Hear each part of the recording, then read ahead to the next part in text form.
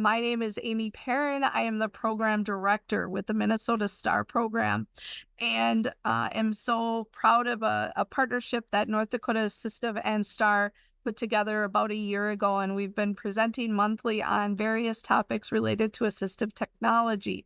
So we welcome you, and I would like to now hand things off to Courtney.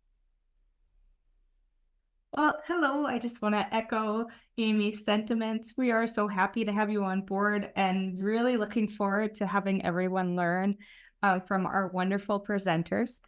This session is called Mapping the Right Course, Successful Transitions for AAC Users.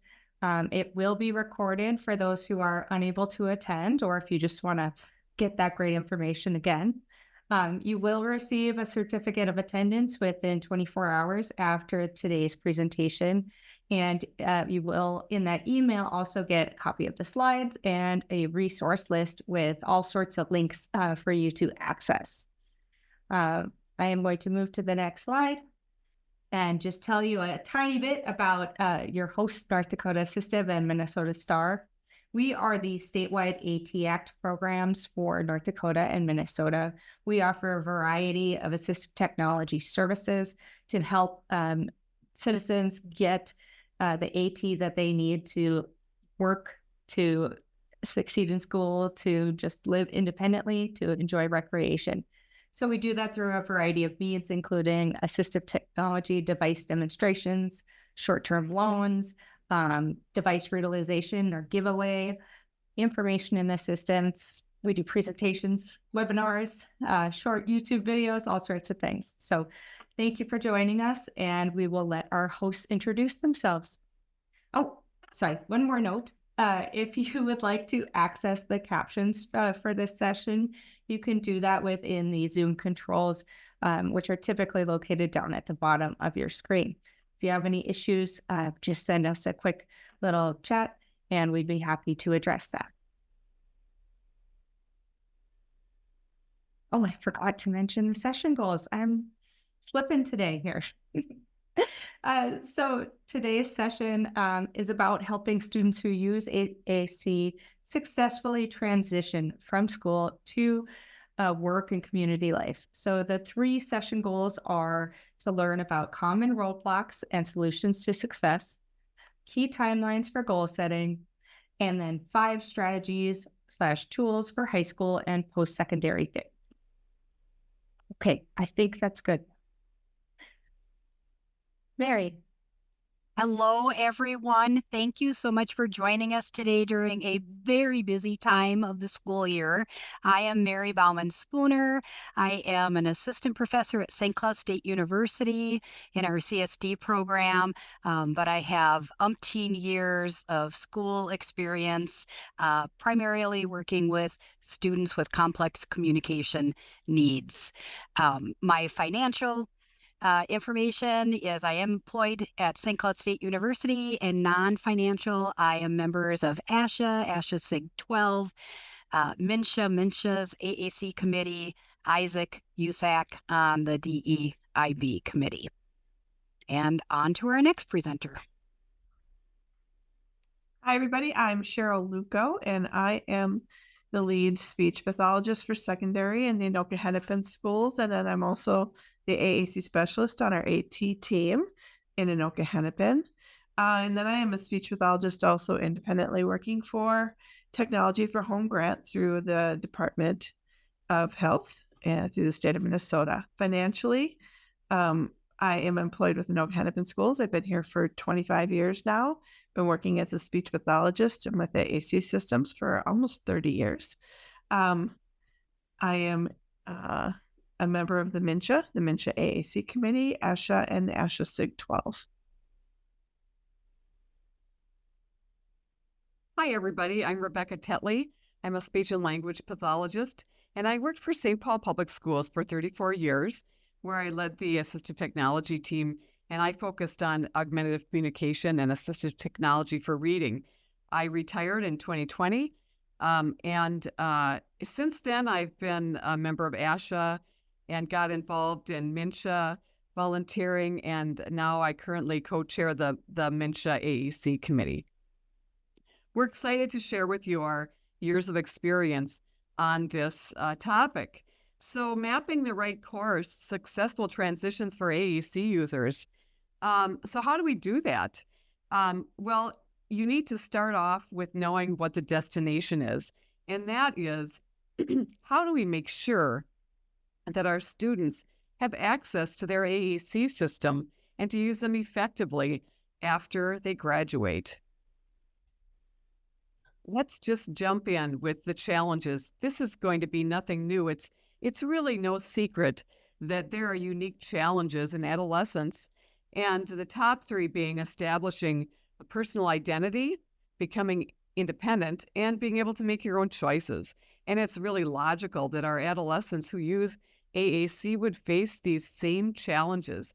But in addition to those typical challenges, they have more layers of challenge, those users of AAC. And the importance of physical appearance has been well documented in establishing personal identity for teens, and the cosmetic appearance of the AAC system is an important part of that. So it's important for us to find ways that there is personal choice in the appearance of an AAC system, like the color of the case, the type of strap, and how individuals carry their devices, not to mention the type of device. They can all have a huge impact on the individual's long-term success with the AAC system. We also need to pay particular attention to the social and emotional health of our AAC users. And a meaningful discussion with these teens requires access and practice to vocabulary so that they can discuss complex emotions and worries and aspirations. And a key part of that emotional and mental health support is given by providing a range of access to communication partners and helping them establish a very secure social network. All of this really requires lots of practice to develop communication skills, to build those friendships, and to be able to express their ideas and feelings and preferences clearly with family and friends. Additionally, it's important that we note that those teens who use AAC also have to cope with the fact that they communicate differently than their peers. But more on that in the next slide. So there are numerous roadblocks to navigate in steering your AAC users on a path to success in communication after graduation. And Pat Miranda tells the story of Keith.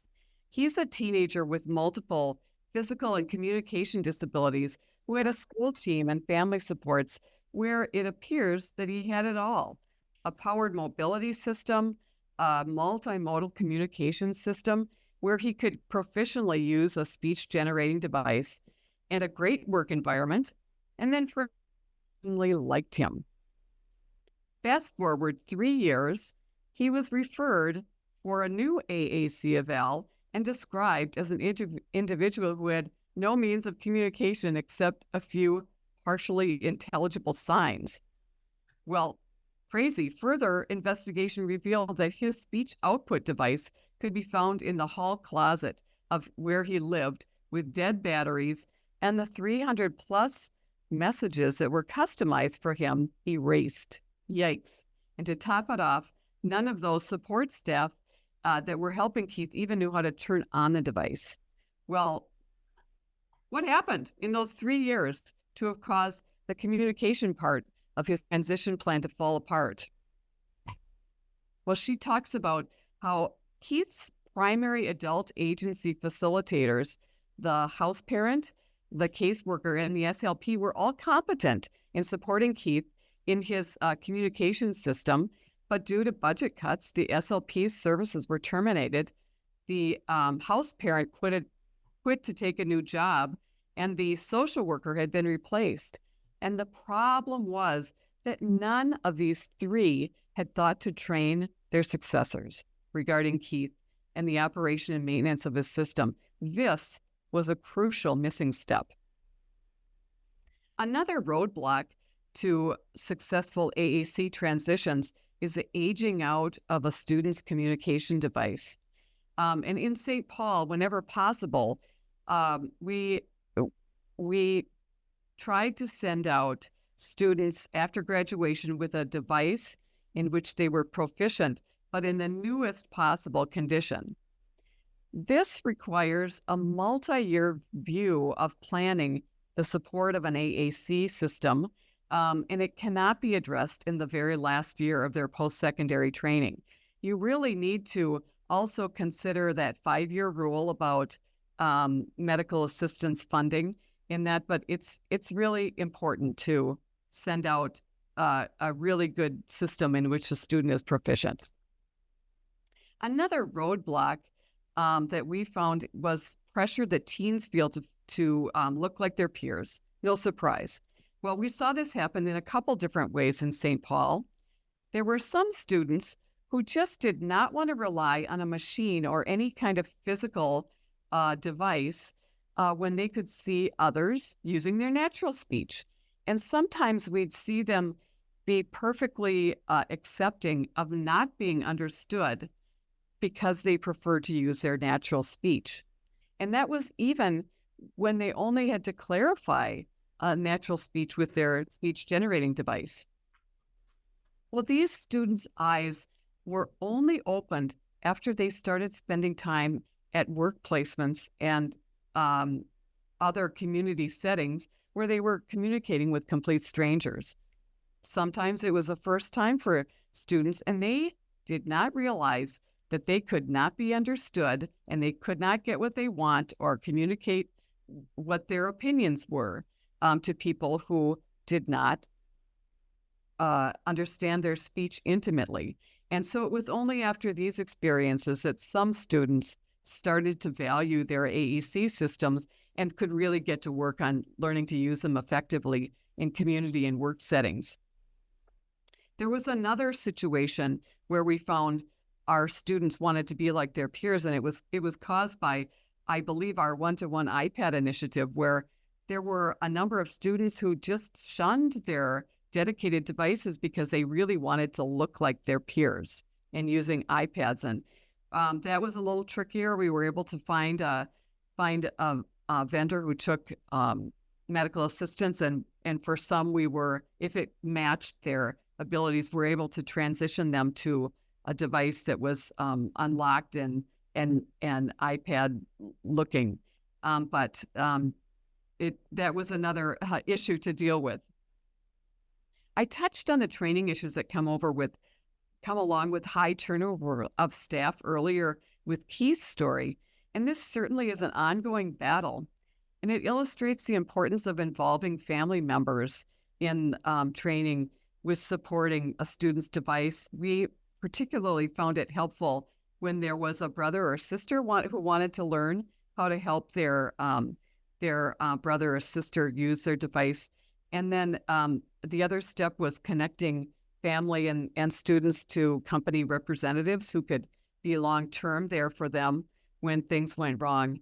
And then we also found it very important to help caregivers understand that they might be the ones that have to pass on information about the device when all the staff turns over.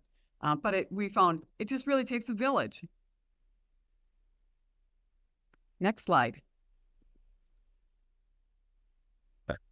All right, I'm going to go just a little bit and review why we need to think about successful transition from the school into adult life. If we briefly review the law through IDEA, we look at AT being any piece of equipment or item or system that can be used to increase, maintain, and improve a functional capability of a child. And so AAC systems do fall within IDEA. If you go to the next slide. So we must make available to the child assistive technology through special education related services or supplementary aids and devices.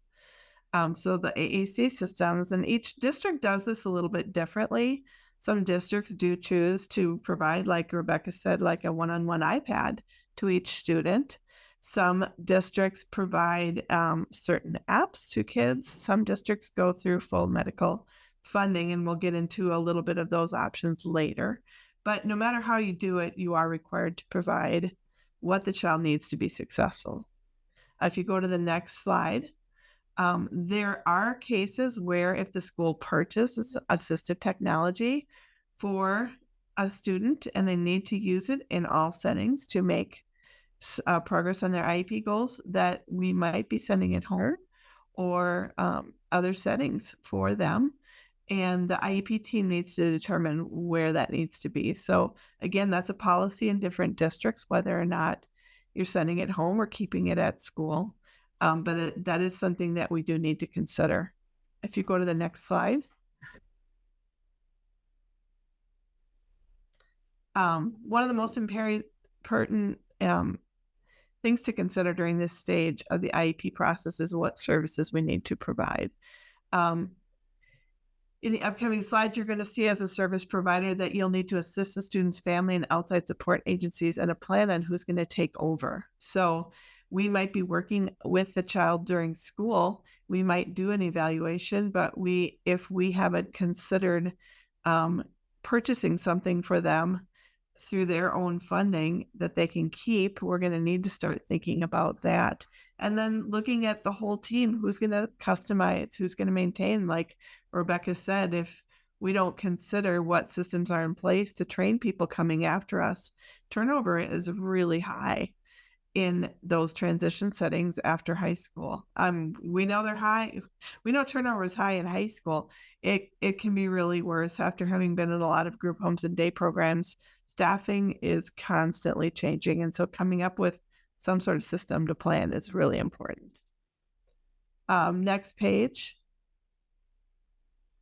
This law also does say that services are provided coordinating with other intervention services, and providing training and technical assistance is part of what we need to do. So that might include families, outside SLPs, group home staff, personal care assistants, social workers, and more. Anyone who's supporting that person as they move into their adult life is important to consider as part of the team. And I will say it can be a challenge to figure out how to coordinate.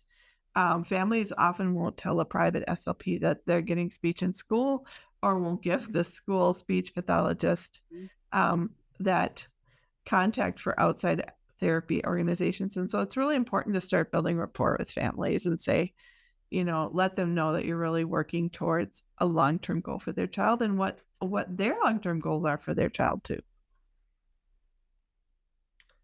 Next. If you have not acquired the AAC system through an outside funding source, such as insurance or nonprofits, Voc Rehab Services can help purchase AT from the school district. So this is kind of an unknown thing, but when a child leaves a district, there is provision in the law for a new district to purchase that system from them, and just as there is provision for nonprofits or state agencies to purchase it. So that's another option if you have purchased it for your child in the school district. An outside agency can take that and purchase it as well. All right, Mary. Okay, so we've got all these roadblocks. We know the law and what we're supposed to do, but how do you do it? So the next couple slides are pulled directly from a book called Fundamentals of AAC, and they have a wonderful chapter on transitioning students out of the school setting into work and different home community settings.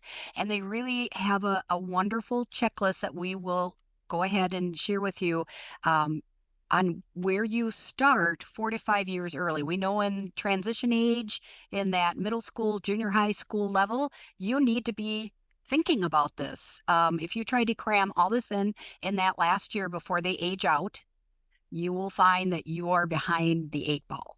It will not work. So you really need to be looking at that 4 to 5 years, start planning, start working with that child on what is their big dream, and we'll talk more about that. And as far as assistive technology devices and services, you really need to be documenting what are those device needs, what are the training needs, and frankly, anybody that's going to be working directly and supporting that student needs training. Don't wait until the end when they're transition age. Get that done right away. And then how are you going to be monitoring that? How are you going to make sure this is being carried out? You want to think that out, because we have the big alphabet soup in the school settings, right? We have at our disposal every single, OT, PT, SLPs, vision impaired teachers, teachers of the deaf, hard of hearing, physical health disability teachers, autism specialists, disabilities persons, psychologists, case managers. We have them all there. When you leave the school system, now it's all separate individual, places that you have to go and find these supports. So making sure the family's ready for that, making sure that we've got a well thought out plan is what we need to do. Next slide, please. Okay, so in this checklist, besides considering, everybody that you need to include, and that really talks about those outside support agencies. So even in junior high to high school in the St. Cloud School District, we had social workers attending. Of course, as they got older and into high school level, we might start having voc rehab come in, DHH services, vision impaired services. But we start bringing them in. And if they are getting outside, speech, OT, PT services, we worked really hard to collaborate with them so they knew what we were doing in the schools and what we were working on, so that they knew what they were doing. And if families, because in the St. Cloud area, we had a lot of refugees coming in from Somalia, if they didn't know how to get these support services, we worked really hard to help them learn where to seek those out outside of the school setting, because once these students age out, the support's gone. So families need to start making some of these connections early on, long before that last year. Students need to really start working on self-advocacy skills. What do they want to do? Where do they want to live? Do they want to do some certificate training, technical school, four-year college, graduate school? What's their dream? They need a say in it, not what mom and dad is hoping or what they think they can do, but have that student there and advocating for what they want and need. And you need to identify what the needs for that transitioning environment. So I worked with, the severe to profound students that were nonverbal, autism, and many of them were going to be going into group home settings, and they may never work in a work setting. They may go to a day program, they may not, but I needed to make sure everybody understood the communication system and even the etiquette and how to talk with somebody who uses AAC. And so all of that had to be thought in these plans as they transition out. You need to really address that specific equipment and the training and the funding issues. So as we've said before, if you didn't go through an insurance company to pay for that AAC system, and this student is going to be aging out, what type of system will they be using in the future? Start thinking about that. Do you want to go that medical route and use insurance? Do you want to work with voc rehab and just look at if they want to buy that system? Because maybe it's only a couple of years old and there's still, some life in it. But start thinking about that years in advance. Next slide, please. So on the transition checklist, 4 to 5 years prior to, the student aging out. So, we're really talking 8th grade, right? Sometimes 7th, depending on their age. You really want to look at these areas. And I'm not going to go step by step through each one, but I do want to point out the ones when it comes to an AAC system. So yes, you want to know their learning style and accommodations, figure out their career interests and where they were hoping to live in the future. But with that AAC system, don't forget, we need to teach them to communicate their interests, needs, and personal information. One of our biggest worries with many of the adults that I worked with was they were vulnerable.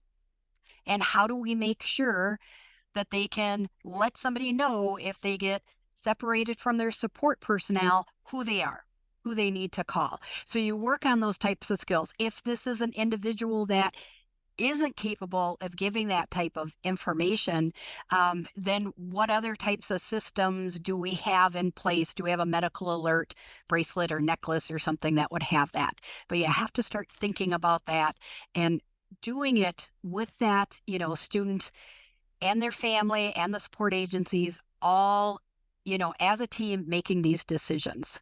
Next slide, please. Okay, also in that 4 to 5 years prior, be exploring assistive technology tools to increase that community involvement, and figure out those community opportunities.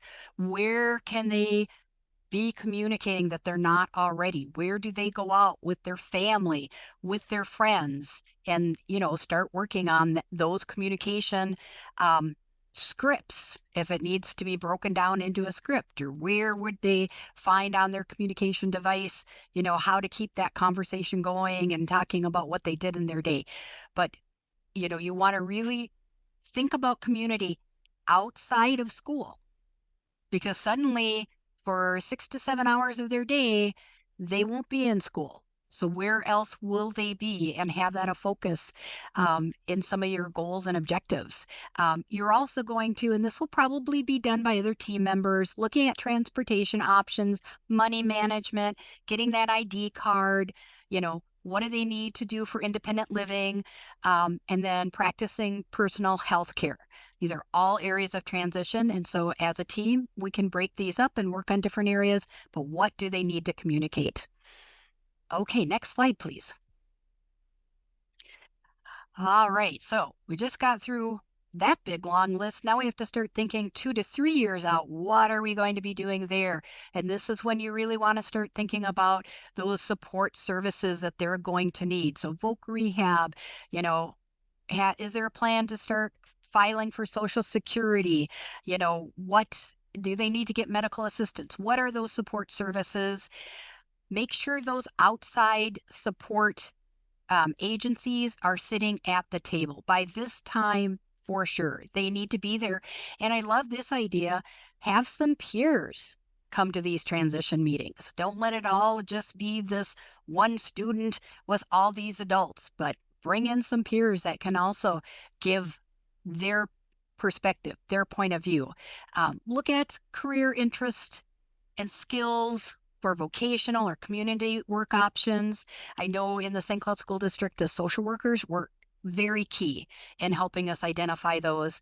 And then think about post-secondary programs for those students that's appropriate, and what supports are offered. I had one student that we went and called the different schools, colleges that she was interested, and we asked through their support services what they offered, to help her, because in that case, it may not just be communication, but what else can they do if there's a reading or a writing type of issue and they need some supports there. And then that identifying healthcare providers and discussing age-appropriate topics. And this was one that many families didn't like me bringing up, and they didn't want to address it, but it's needed. You have to talk about sexuality at this age. You have to talk about family planning. I mean, they're becoming adults. They need to have this information.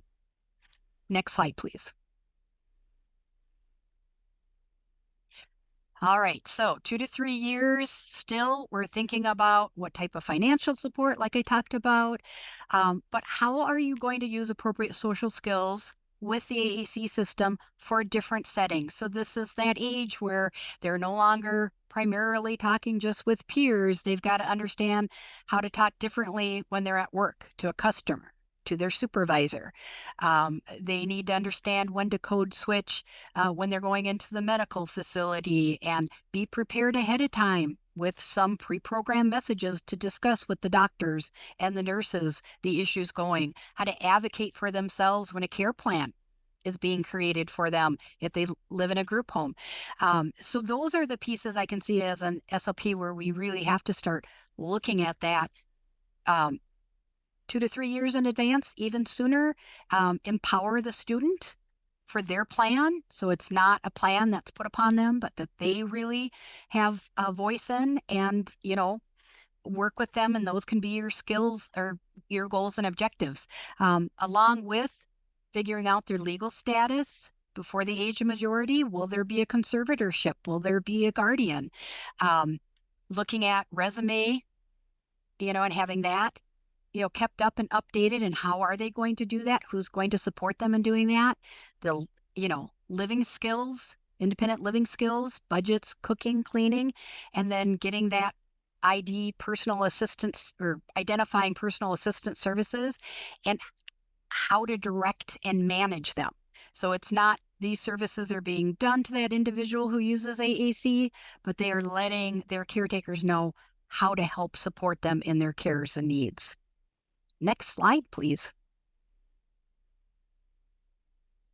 Okay, 1 year to go. This is countdown. I can tell you, this is the time that hopefully, since you started 4 or 5 years ahead of time, many things are in place, many trainings and education and information has been, figured out.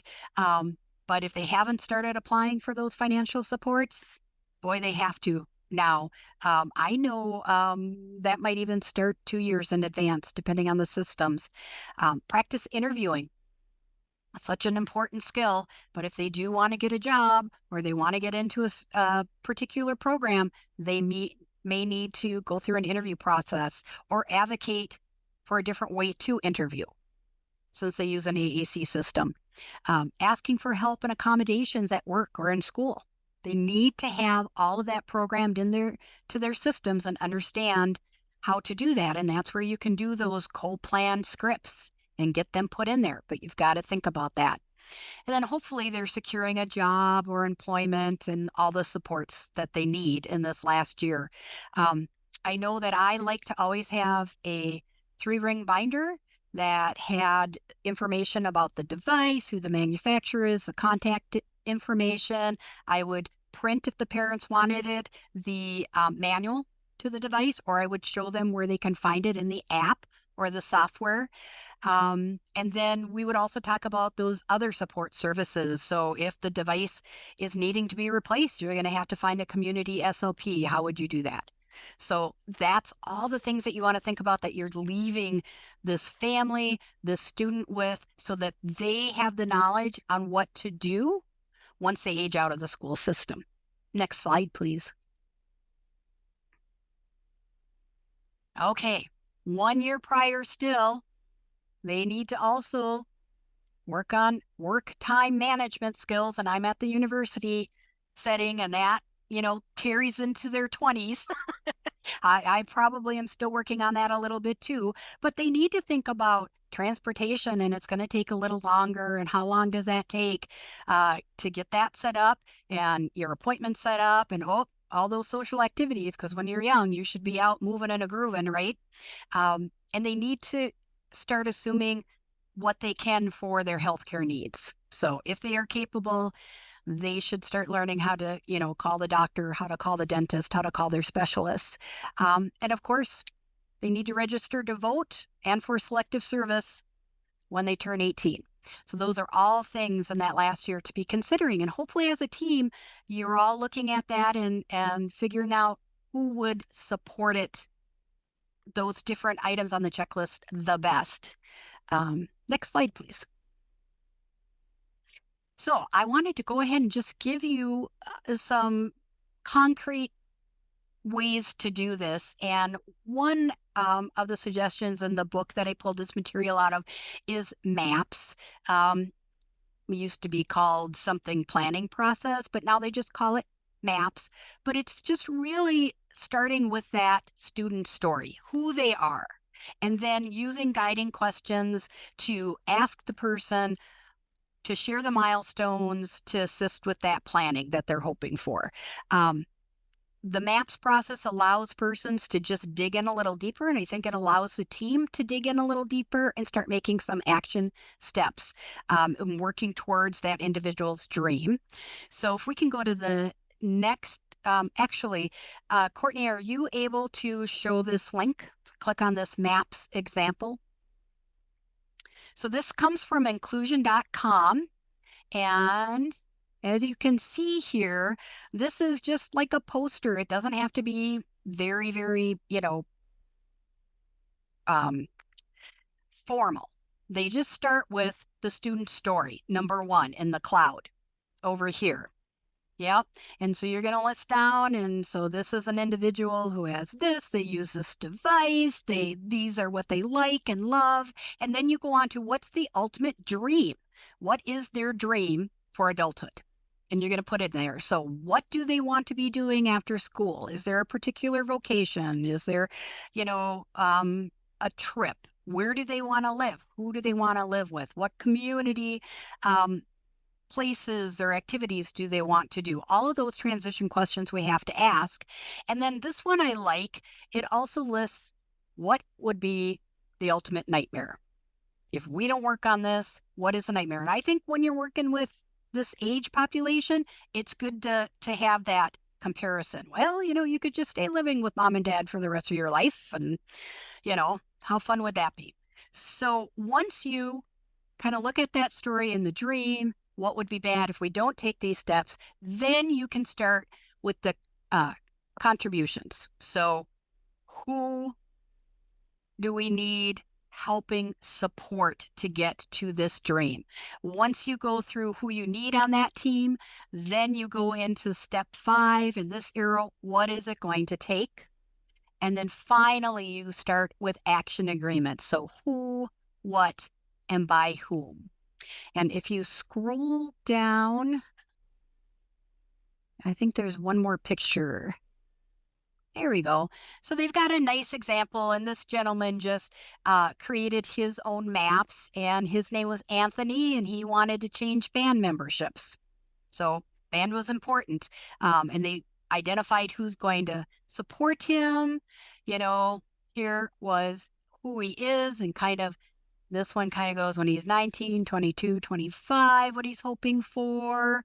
His dream was to not just perform at school, but, to get out into the community and perform. His nightmare looks like he would lose an arm. So that would be hard because you couldn't perform anymore. But then they just start looking at, okay, what supports do you need? How do we get there? And then they made an action plan. And if you scroll up, Courtney, for me, if you just look at this website, they have paths. Keep going all the way to the top. Yep, stop there and scroll down on the right-hand side here. I just want to show you. They also have this person-centered planning. They have the path network. Yeah, you could click there. They talk about maps. And if you want to scroll down, this explains all of them. Yeah, keep going. And then they also talk about circles of development. So there's a couple of other ways to look at and create this plan. And this is inclusive.com is a wonderful website just to review. If you keep scrolling down, then you've got your maps that we just looked at. Keep scrolling down. And then we have the circle of friends and support. And I really like this because this kind of ties into an evaluation out there called social networks, but really looking outside the school and who is in that intimate, very middle circle to friendships, to participants. And then, that fourth circle, people that are just maybe exchanging information and thinking about supports that way. Okay, if we can go back to the PowerPoint. And we will go on to slide 25.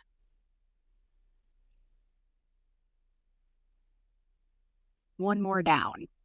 So I just want to go through a case study with you on how you can use an organization system like MAPS or PATH or Circle of Friends. And the book had this one about CK, who's 18 years old, and he was living in Chicago with his 75-year-old grandmother. Oh, can we go? Yeah. And he's using an AAC device. He has an adapted computer and a power wheelchair, and he's very social. He's got tons of friends in school and in the neighborhood, and he is on the school newspaper. So let's just think about that MAPS process and what we could think about for CK transitioning from school So let's go to the next page and we'll show you.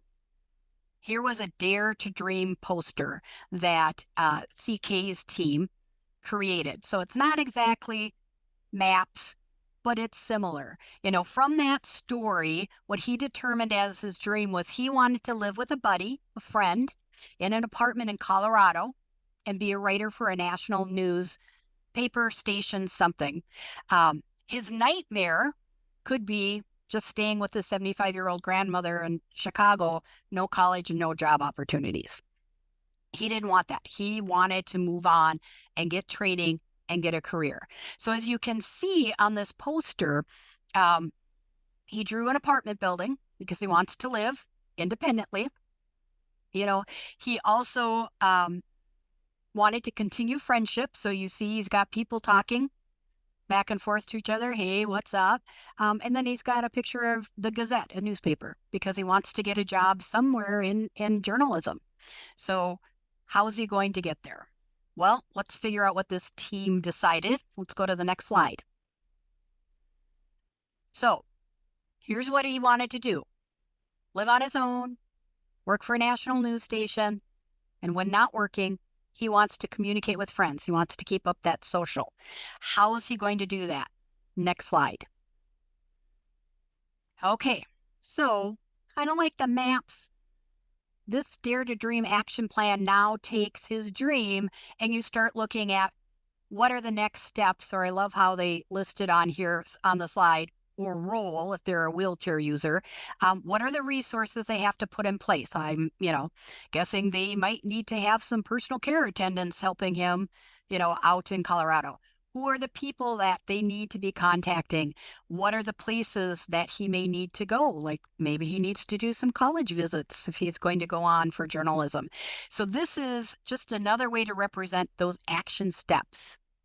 So next slide, let's talk about what this team did. All right, before graduation, here's what he needs to learn to do. He needs to be able to manage those technologies on his own. He's got to be able to manage his personal assistant services, PASs. He needs to manage transportation and healthcare. He's going to need a part-time job or an internship because clearly he needs some money. He has to manage finances, and he needs to learn how to live independently with that PAS support. Okay, next slide, please. They also identified doing this that he needs to explore some more interests, employment, and post-secondary opportunities. I mean, it's great that he wants to write or work for a newsroom, but how does he do that? Who offers it? He's already picked his state for some reason. Who knows why? So let's start educating him and his support services right now. He should be learning about sexual and relationship roles and responsibilities if he's going to live independently. Figure out those supports and accommodations that he will need in a workplace where he's living. Also, if he's going on to school, college, and how is he going to self-advocate? And as an SOP, I think that's a big one. And then he's got to learn what services and benefits are available, which is also huge, because that's what's going to help him obtain these goals and dreams of his. So the team took all those needs and then they decided to build some goals. So next slide, let's look at what they determined for goals. So CK is going to work on directing his personal assistant in his charge using his AAC device. So clearly a lot of that may also be determining what messages need to be on there if they're not already, or finding where those messages are and making sure he knows how to use them. They also determined that he needs to answer science and health questions regarding safe sex and demonstrating understanding of the concepts. So that's an academic goal to build in there, but he's using his AAC system, right? So he can show his knowledge. They also determined that he's going to have pre-program his device with responses to job interview questions. And then also he will discuss with the voc rehab counselor how much income he can earn before he loses his Medicaid health insurance, which that's huge. You've got to understand those dynamics because he's likely needing the health care. Okay, next slide.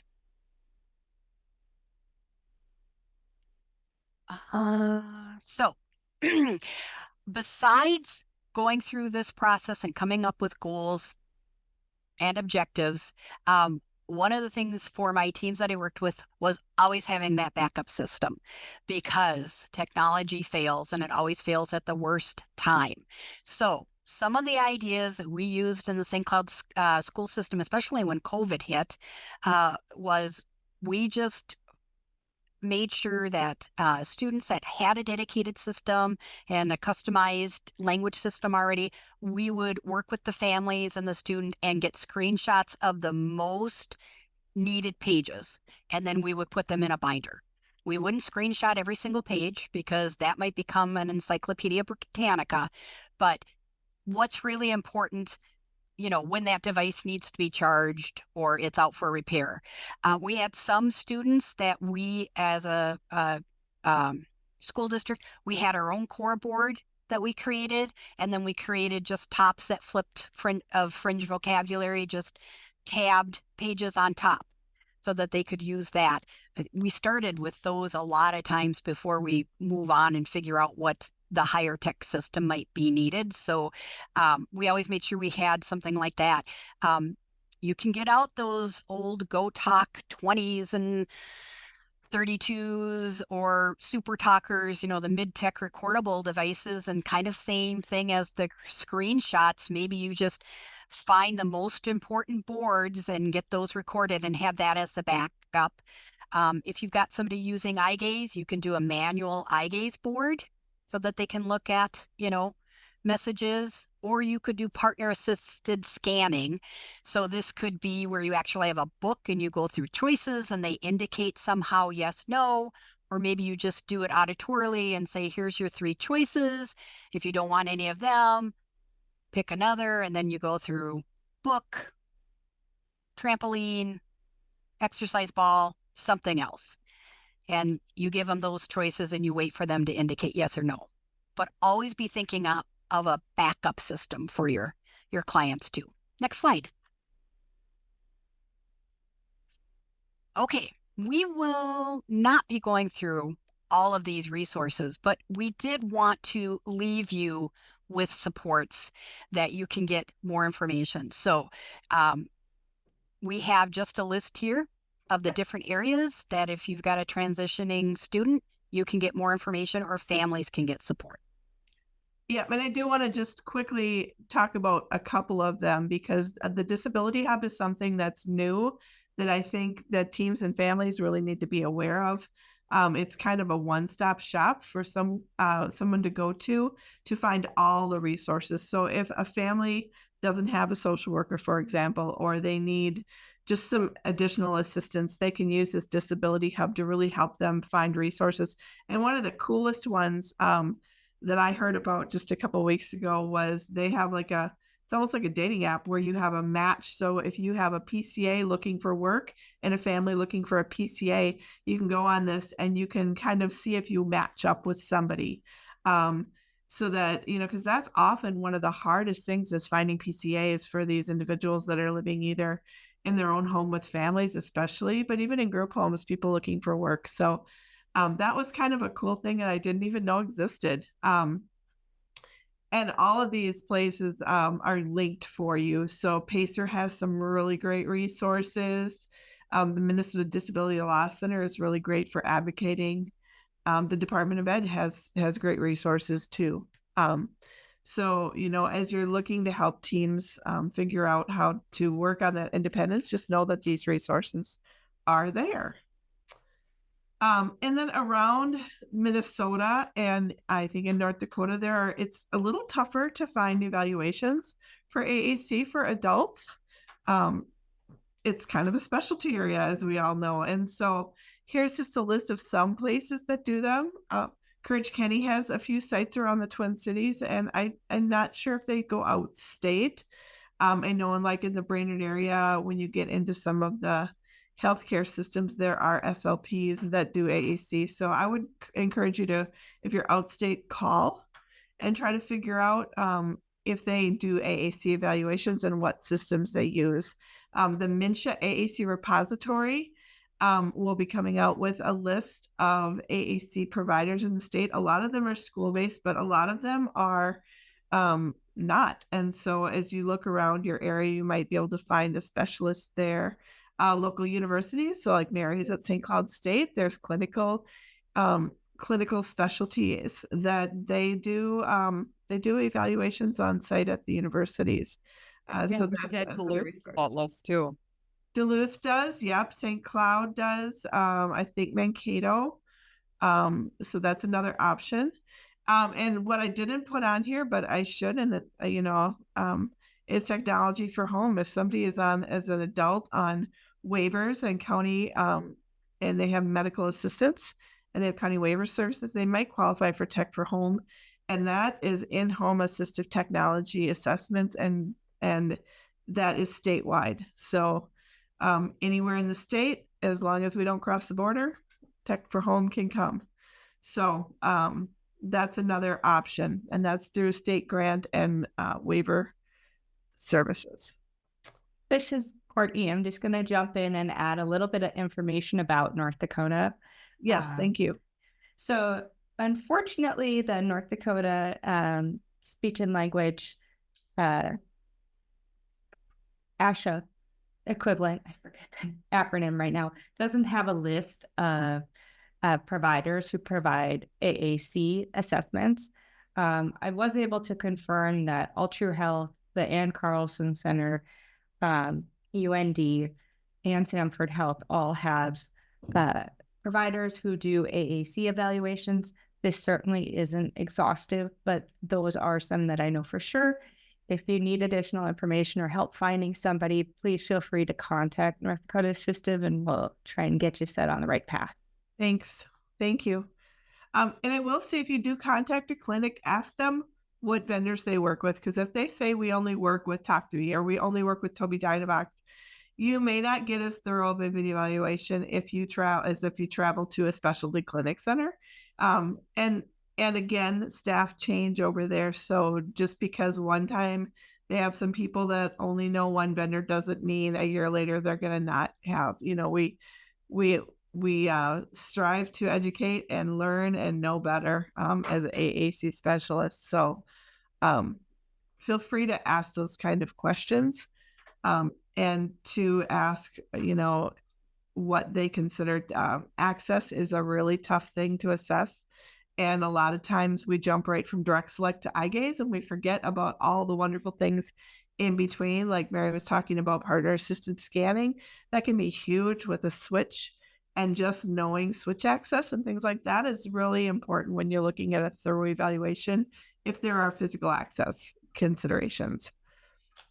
Okay, here are some options too when you're looking at, so how do I do an AAC eval? One of the really cool things is most of the vendors now have really great templates online to help you as you're writing through, and it kind of also then walks you through, hey, you need to consider vision, you need to consider hearing, you need to consider access, you need to consider, are they going to need a mount of any kind? Do they need a key guard? What are their language skills? What are their cognitive skills? So the templates do help. But you can also go to like the Wisconsin Assistive Technology Initiative. WADI has forms. There are all sorts of resources through MDE and DHS on the SET process and looking at those kinds of things. And then ASHA also has a speech generating device template. And then there are some other resources here that are all linked. So the FIATS is a really great one that I just recently found out about, but that really allows a family to fill out all the different aspects of communication and cognitive and daily needs, and kind of really helps you get to where is intervention important and what's important to have programmed on an AAC system. The pragmatics profile is another great one. When we start getting out into the world, it's not just about simple core vocabulary, but it's really looking at, how and why do I need to communicate and who with. And then Tech Connect has a forms and functions form that is really great. Does anybody want to add anything to those? Rebecca, you're muted. The FIATS the family impact of AT is a really great way to bring parents into the equation and have important discussions about how AAC impacts home life and how they can help support things. Yeah, wonderful. Thanks. On the next slide, one of the big things that has been really playing into my intervention lately is families that are multilingual and bilingual and considerations around that. And there's some really great strides being made in this area, I have to say. But I was just working with a young lady right now who's got Down syndrome. Her family is from another culture, speaks a different language than English at home, but she really speaks English in school. And she did fine in school. And so the consideration of AAC wasn't really a big thing for her. But the case manager and the family were like, we can't communicate with her because she doesn't speak our native language. And when she graduates, she's in transition now, but when she graduates, she's going to be in her community with community members that don't speak English, with extended family that don't speak English. And all of a sudden, she's speaking English to them and they don't know what she needs. And so, looking at how can we accommodate and bridge that transition between languages, and think about who and where are they going to be communicating with when they get out of school. And if it's not just English and just simple functional, then, AAC can play a part in helping them be effective communicators. So The Fundamentals of AAC is a great book that will have some information. These are just some resources that I found that have really great information on bilingual and multilingual AAC. So Practical AAC has a blog. Asha has a great article about AAC literacy and bilingualism. Assistiveware has a bilingual AAC, some blogs and resources on that, as well as the bilingual speechy site. So those are just a few. If we go to the next slide, one of the things that has become really clear to me in working with a lot of families that are not English speakers, native English speakers, they might not have had the same access to technology and understanding of how to navigate systems that somebody who grew up around technology might or had access to technology. And so ease of programming becomes really important. Toggling between languages become really important. How are we able to toggle? And is it really true code switching? Angela Murad in Amazing Kids has a great article about code switching and which systems really do kind of switch the grammar to, and how do we think about that? Because as we know, languages aren't all the same in grammar as English. Spanish is one where, you do the article and the verbs different. And so being able to code switch is very important. One thing that's become really important lately for a lot of families I'm working with is being able to record on a button. So some AAC systems are easier to record on buttons than others. Some allow you to just push a microphone right while you are editing. And so you can take pictures of their food or record, like a Somali family I'm working with. There's daily prayers that they might have and things that they want on that system for their young adult to be able to participate in. And so being able to quickly record. In our district right now, we're starting to do a lot with free and low-cost AAC apps that we can put our core board on and then have it recorded in both English and another language. And then also to have advocacy boards, because new to country kids and around the world, everybody needs to say, I need the bathroom, I need some help, I want to stop, and so looking at basic advocacy phrases and can we record in 2 languages? So that's kind of another cool thing. What I didn't put on here, and I can add to one more minute for the whole presentation. Yep. Okay. We can stay on for a couple more minutes, Yep. and if folks need to hop off, that is is totally up to them. So but what we I'm can going to do record is a just full send session. information on 3 free AAC apps. We're going to go into that. Yeah. See this sample page. There's a couple ways you can do this. You can either have it be Cheryl, Yeah, Courtney, let's not play the video right now. like I this. didn't think that was. Or What I'm just gonna let you know is I will send information about how to do recording and adding video modeling for our DHH video. I'm not or sure you can where. do it like this all done, where you just record. I think it might be coming from Same time. not my computer. All done. And the action on those is to play a library video that you've recorded ahead of time. There we go.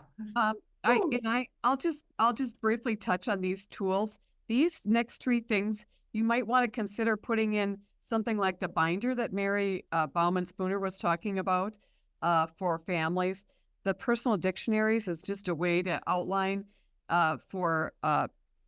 to show the ways a person communicates. If they are using non-traditional ways, waving my hands might mean I'm anxious. And this is really important to get up on the wall or have it be very accessible for new caregivers. And this is a way to really help avoid behavior problems and assist the staff in understanding their student. Next slide, please. Talking mats is another way that you can that they have pre-made things that can be bought, or you could look at their examples and make them. It's a way to help anybody that needs help communicating make personal choices about their living situations and future work environments. This communication passports I particularly like because it's a way for young AAC users and young adults to say things that are really important to them, so they don't have to share that, or families, with every new caregiver that comes down the line. Like, these are my special people. These are things that cheer me up. These are things I like to talk about. This is what makes me really mad. And it's a good talking point. So that would be, and the links that are here are links that guide you through and actually allow you to create these different things for the students that you're working with. Next slide, please. And then we wanted to leave you with some top tips from our SLP who works in the 18 to 22-year-old program. She's what we call our closer. That's another tip for people in the schools. Get one of your best SLPs to work in that program and keep them there so they can really have a solid a system to support AAC users and send them out with what they need. And here are her top tips. Get them out in the real world, on the job, greeting someone every day, introduce themselves clearly, and communicating with peers and that multiple range of communication partners every day. Safety messages, super important. I need help. I'm lost. And not to just know where they are on the device, but to practice them, simulate situations in the community so it's not a novel situation. Self-advocacy messages, like Mary was talking about. This is my AAC device. I need this to communicate. Our Deanna found that oftentimes job coaches would tell the students to put away their machines. It's time to work now. And they need to be the advocates to say, this is how I communicate. I need this out. And you got to practice these things. And again, to practice with your medical personnel at the school so that they can tell doctors and nurses they feel sick, where do they hurt, body parts, and all those important messages. So top four tips from our closer in St. Paul schools. Well, that's all we have for you today. You are going to find links to everything that we talked about in the resource sheet and in the bibliographies. And we wanted you to know that you can get involved and work with us in the Minnesota Speech Language Hearing Association and our work going forward if you just email one of us. And please do email us if you have any questions as well. Thank you so very much for joining us today. Thank you to our wonderful presenters. We appreciate your expertise, and I know that so many folks will learn a ton from this. Thank you, everyone. Have a wonderful afternoon. Thank you. Thank you.